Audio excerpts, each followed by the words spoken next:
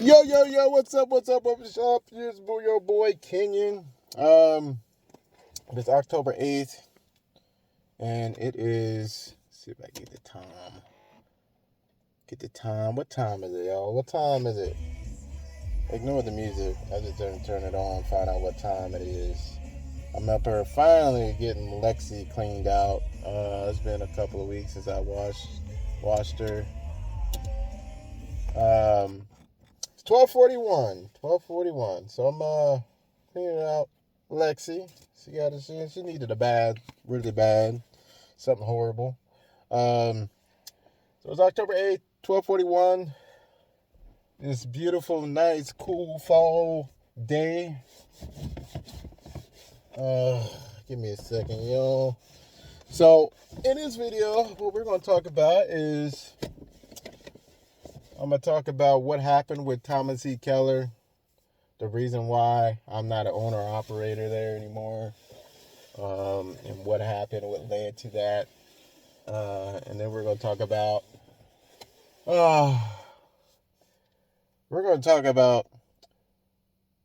you could, making money to make time, or making time to make money. We're going to talk a little bit about that, and I'm going to get in a little detail of what I mean by that a little later. Then we're going to talk about a road trip me and my wife is going to go on this week. I am super overly excited about. I've been planning this since July of this year. Because me and my wife, we haven't gone on a road trip yet this summer. We didn't go on a road trip this summer. So, we're going to talk a little bit about that. And that's part of the reason why I'm cleaning the car, because I'm leaving the car with my mother-in-law. So she can use it while I'm gone. I just don't want her to use it while, it's got my feels from the week. So, we're going to talk a little bit about that trip and all the exciting things happening. So let's get into it. So what led to my demise with Thomas E. Keller as an owner op, it was my decision. It was not, I correct myself. It was not my decision. It was mistakes that I made that led up to it. And here's what led up to it. I was in Pennsylvania, on a back road in Pennsylvania, headed back to Ohio. And I've been through this back road plenty of times. And it has like a steep grade, so it has like a 20 miles per hour truck speed limit on it.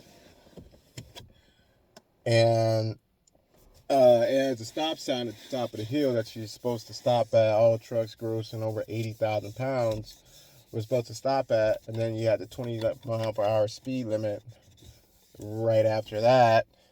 Well, I was empty, so I was like, okay, I'm not 80,000 pounds, so I shouldn't have to stop, right? Nah, that was wrong. That was one bad decision. And then I decided, okay, it's 20 miles per hour. I'm empty. 30. So I was doing 35, going along with traffic. That was another bad decision that I made. So it was just one bad decision followed by another bad decision. And when you add those two up, what you get? You get a bad outcome. So what had happened is I got to the bottom of that hill, got pulled over by the state trooper, Pennsylvania. I forget what state route I was on, but sorry about that if that was disturbing. You guys know. I forget what state route I was on, but I got pulled over.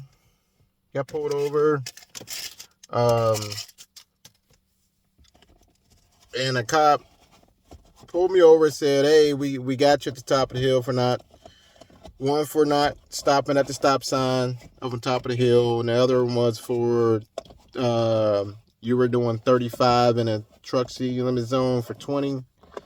And he said, what we're going to do here is we're just going to do a really quick inspection and send you on your way.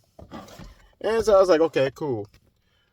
So what wound up happening is when he came back to me, when he said, well, because he asked me, sorry about this, guys.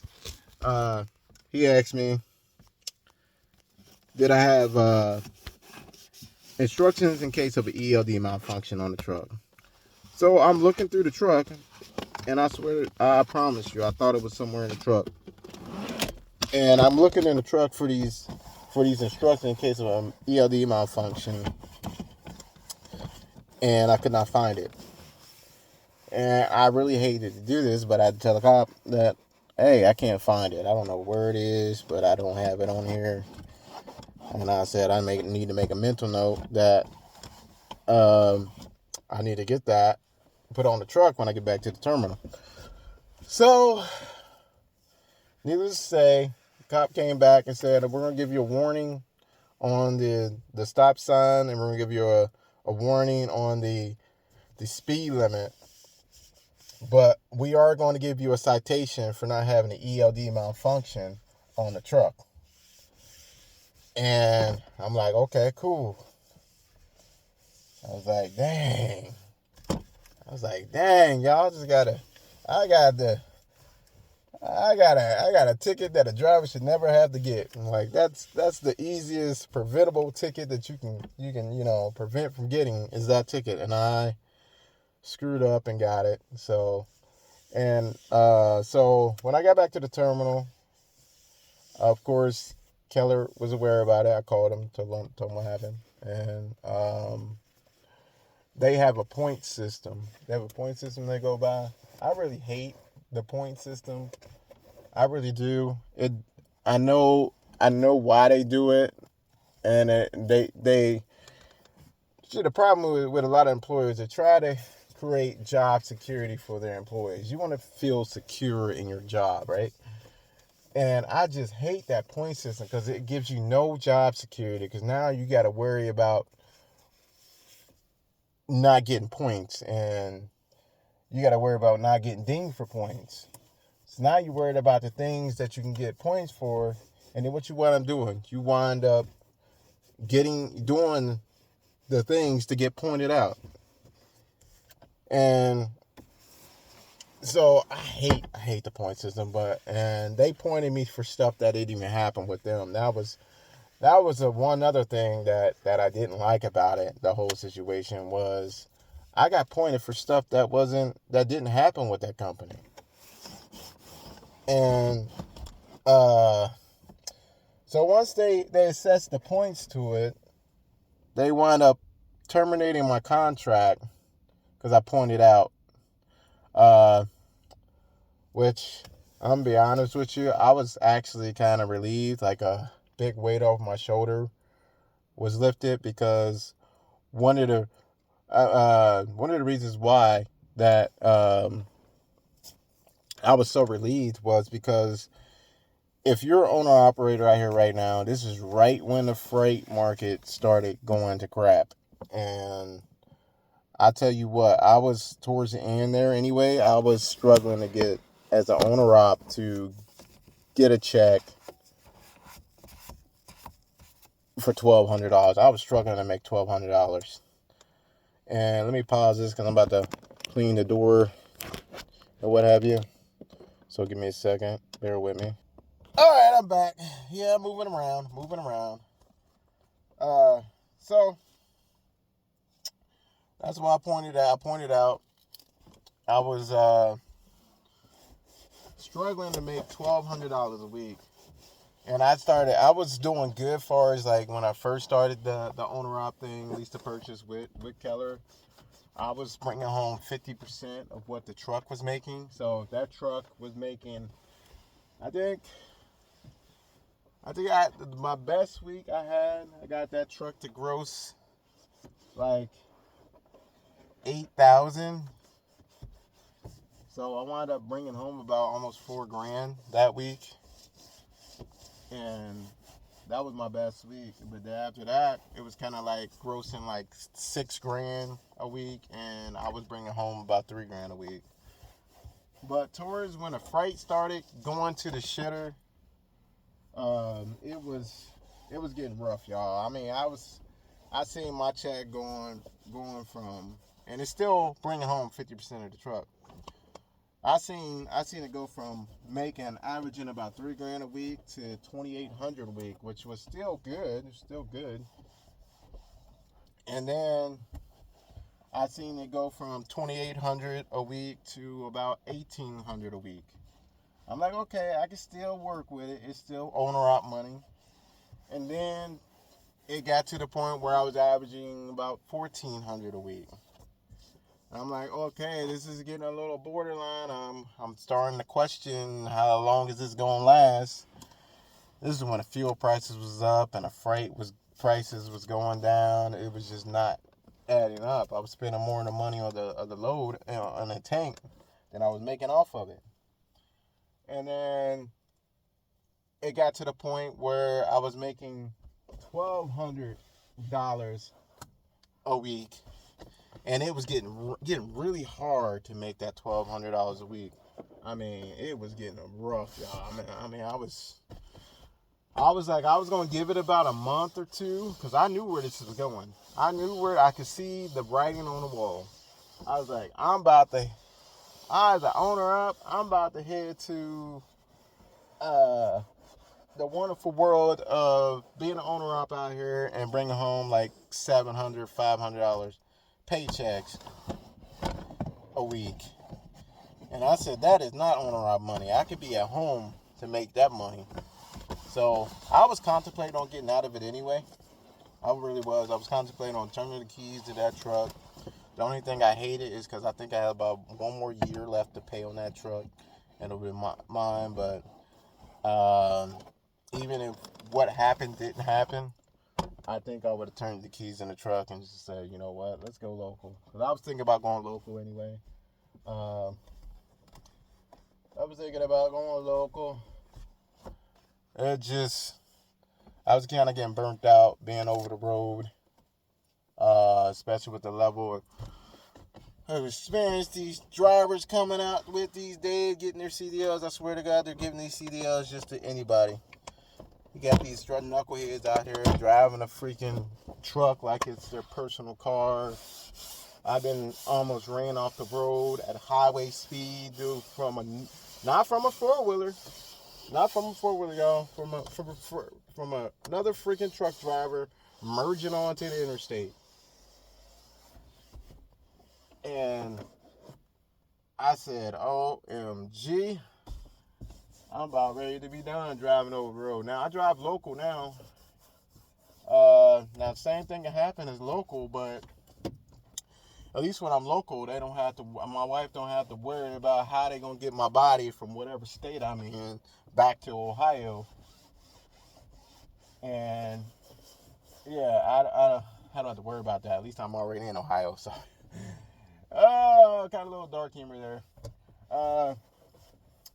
But yeah, I'm local now. I work for PFG. I'm about to take down all my videos with PFG on it because, you know what, I just don't got time when I'm working to make content.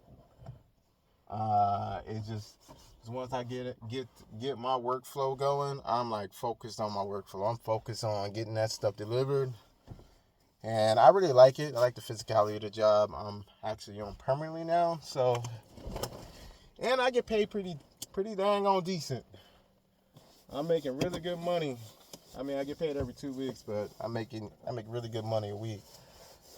So that's one thing I do. It's worth it.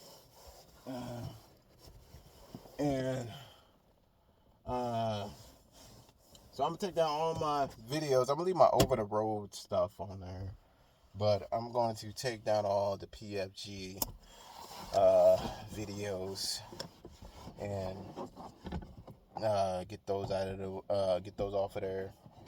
And then I'll start making content like such as this content where I'm actually just, giving you more insight on me personally, who I am, what I'm about, and everything. So give me a second. I'm about to clean outside of both doors over here.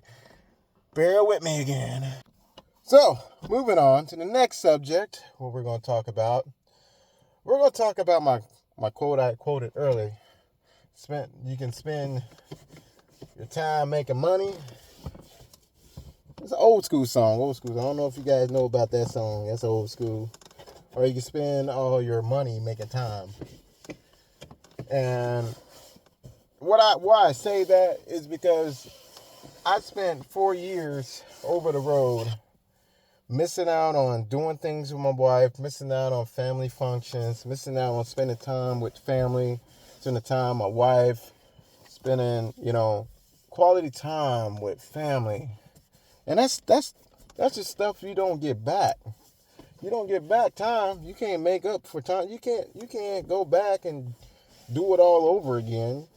So you only get one opportunity. So you can spend all your time over the road and making that money, but time is something you just can't get back. And I missed out on a lot of things I could have did with my wife over those 4 years that we could have went did. And I'm gonna be honest with you, we didn't go on a honeymoon because I was too busy spending my time making money. And I regret that because I'm going to be honest with you. It wasn't worth it. It was not worth it. The money I was bringing home was not nothing to run home and brag about, really. I'm telling you, as a company driver, I was struggling to bring home $1,200 a week. I was struggling. And I wish I can go back in time and speak to my younger self and just say, look, you gotta spend more time at home. This ain't worth it. You need to go on road trips with your wife. You need to go on a honeymoon with your wife. You need to go spend time with your wife. Spend time with family that you haven't seen in a long time. And so I've every year since I went local. Last year we went to Niagara Falls. That was our road trip for last year. Amazing trip. Went up there for the weekend and came back. Actually went up there for one day and came back. But it was, if you ever get a chance to go to Niagara Falls, you really need to go because it's an amazing, amazing place to go. Amazing place to go. So I made a commitment when I get local that I'm going to spend more time with family, friends, and loved ones. And what I've been doing is going over to my aunt's house for Thanksgiving and Christmas and really it was really nice being able to spend that time getting to know my aunt, getting to know her personality, getting to really talk to her and whatnot. It was just an amazing experience. So I'm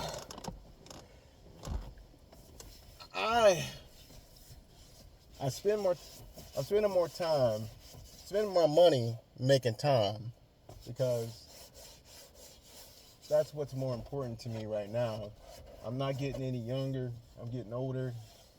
I can't go back in time and magically get younger or anything like that. So, give me a sec. So, I want you guys to remember, you can spend your time over the road. I did 4 years over the road. Once you did 4 years over the road, you feel like you've been doing it for 20 years. I promise you. It's just time goes by so fast. Before you know it, it's winter. Before you know it, it's spring. Before you know it, another birthday, another Christmas, another Thanksgiving then came around. And what did? You didn't spend time with your family. And all these sacrifices your wife or your husbands are making out here, you got to find time to give it back. And that's what I call myself doing. I call myself going on these road trips, spending quality time with my wife, spending quality time with my wife at home every day, going out to do things together. That's me giving back to her for all the sacrifices she's made for me going over the road. She made some huge sacrifices that I'm very appreciative of her. She's very patient through the rough times, and she's an amazing woman. And this is my way of giving back to her. We got a road trip planned this week. We got 2 more days. I got 2 more days to work, and then I go on this road trip. We leave out Wednesday night, and we're going up to Maine. And she's a huge Stephen King fan, so we're gonna go on a Stephen King tour. I'm calling it the It Road Trip. So our road trip I meant to get a hoodie or something to really say it, to commemorate that. But I'm looking forward to it because I'm not doing it for me. I'm not a Stephen King fan at all. It's just all for her. It's just me spending my money, making time to spend with her, and show her how much I appreciate all the sacrifices she made for me to do what I'm doing. So don't wait until you get 70, 80 years old, you retire, or 60 years old, you retire from being over the road, and then now you want to spend time with your loved ones and family and friends, and it's, you could have been doing that whole entire time if you were prioritized. I went local for a reason. I'm making about the same amount of money I was making OTR. Actually making more money than I was making OTR. And so I just want to spend my money making time to go do things with my wife. And it has been so heartwarming, and it is, made our bond a lot closer because I'm actually taking time to do things with her, and she don't have to be cooped up in the apartment thinking, oh, we could be doing this, we could be doing that, or she wants to go do this and wants to go do that. She wants to go travel. I want to go travel, and that's part of me being going on this road trip is to get that itch to want to go out over the road again. That's getting that itch scratch, so to say. So I wanted to find a way to get that itch scratch so I don't have no want to go back over the road. And I'm telling you right now, I don't have no itch to go back over the road. I'm enjoying being home every day, being home every night. I'm enjoying having time to spend with my wife on the weekends and weeknights. So that's what I mean about spending. You can spend your time making money, or you can spend your money making time. You can't do both. And that's what I was doing my 4 years of being OTR. I spent my time making money. There was time when I started OTR, if you asked me when I first started OTR, is there a chance you ever going local? The answer would have been no. I didn't have no want to go local. I love driving over the road. I love driving trucks over the road. I love it too much. And I would have never thought there would be a day where I'll be happy being local, but I am. Because when you're OTR, you're married, and you're trying to keep your marriage together, that creates a disconnect with you and your wife. I don't care what anybody says. I don't care how close you are. It's a disconnect. There's a disconnect there, and me and my wife experienced it. We worked through it. I did what I could do to make it better. I would call her every morning, call her in the evening, call her when I just needed to vent about something. So we'll talk. When I was over the road, we talked about 2 hours in the morning. I would call her at 9 in the morning, or 8. I think it was 8 or 9. We'd talk about 2 hours. and then we get off the phone, and then I'll call her about, actually it's probably like 8:30. I would call her and we talk for 2 hours because I have to go remind her to take her medicine, and then two and then I'll call her again at about 3:30, 4 o'clock in the afternoon, just to see what she was doing and remind her to take her medicine. And then once I get through driving, I'd say around 5, 6, we'll talk again for another 2 hours. You got to keep that connection there, but it still creates a disconnect because you're not there physically.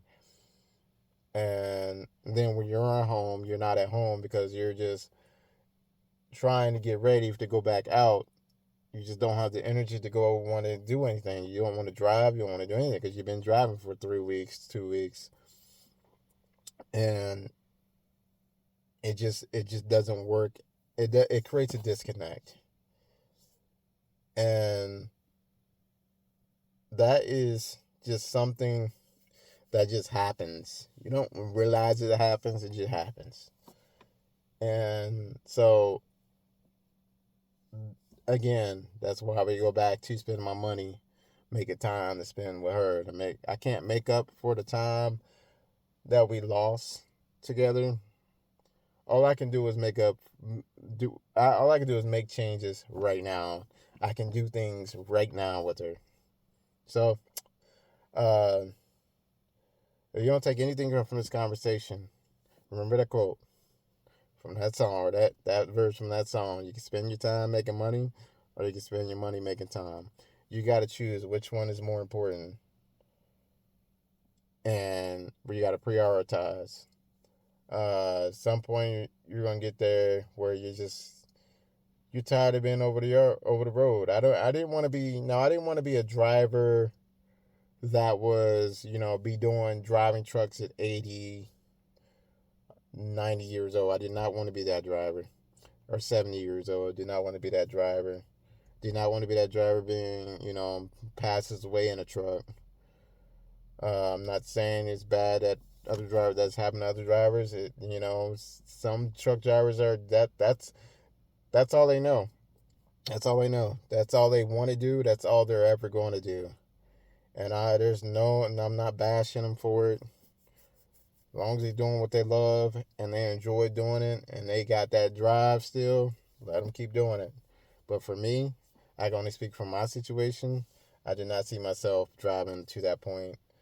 I definitely didn't see myself. I don't know how much longer I was going to be over the road, honestly. Like I said, I was thinking about going local anyway because I was thinking about all the things I could have did with my wife and the time I'm missing. So, with that being said, y'all, I'm ready to go on this road trip with my wife. Uh, I think the next video I'll give you a little. I'll put pictures in the video from the road trip, and uh, I'm just super excited about it. I am super excited about it. I only got to work 2 more days. Excuse me, and then my weekend starts, and I don't go back to work until next Wednesday. So I got a whole week. Again, I'm not getting paid for all that time off. There's no vacation to use. I just requested the time off. That's why I said I'm spending my money making time. I'm gonna take a loss on that paycheck, but the time I gain from spending time with my wife and actually going to do something with her, it's worth it. It cancels that whole negative of, hey, my check is gonna suck, because it's more important to me to spend time while I can with my wife, and we can go out and do things while we can, and not wait till later in life. You can always say, "Oh, I can wait until we get to retire. We can go travel the country." Trust me, it won't be the same. It won't be the same. It would not be the same because you can't do everything you did when you're younger.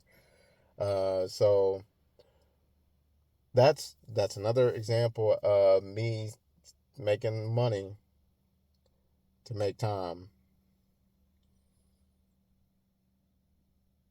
And I don't I'm proud to say I took that week off with no pay.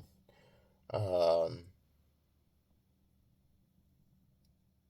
get a vacation, paid vacation after 6 months of working with PFG. But I'm gonna save that for next year because next year we're either gonna go on a road trip or we're gonna go on a cruise together. So I know there's a cruise she's been wanting to do for like the longest. So I think we're just gonna go on a cruise and have ourselves a good old time next year.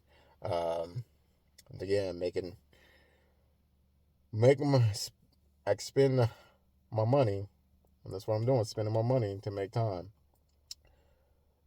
and whatnot. So that being said, guys, y'all keep the sunny side up, rubber side down. Do what you do. Go make your money. Go local. Do what it's in your heart to do. And until my next video comes out, I say peace. And by the way, before I go, if you like this content, make sure you hit the like button. Also, make sure you subscribe. I am bad at. I know there's people on YouTube that does it as soon as they start recording. They say that. I usually wait to the end.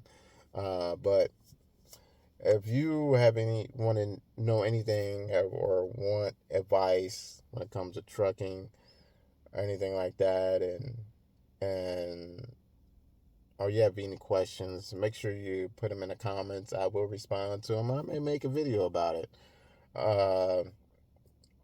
Until next time, y'all keep the sunny side up, rubber side down, and I'm gonna finish cleaning Lexi. She needs to clean up really bad. And y'all have a good day and a good evening and have a fantastic week.